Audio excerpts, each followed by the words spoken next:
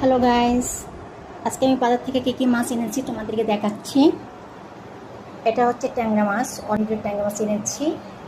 আর এটা হচ্ছে রুই মাছ, অবশ্য বাজার থেকে কেটে এনেছি। এটা হচ্ছে কই মাছ, আর এটা হচ্ছে বাইলা মাছ, অথবা আরেক ভাষায় বলা যায় সেটা হচ্ছে বেলে মাছ। তোমরা কে কী নামে ডাকো তা জানি না, আমাদের দেশে বেলে মাছও বলে, অবশ্য বেলে মাছও বলে। আর এটা তো তোমরা অবশ্যই চেনো, এটা হচ্ছে ছোটো মাছ, ছোটো নদীর মাছ। আচ্ছা, আমার মাছগুলি কেনা কেমন হয়েছে সবাই কিন্তু আমার কমেন্ট বক্সে জানিয়ে দিও।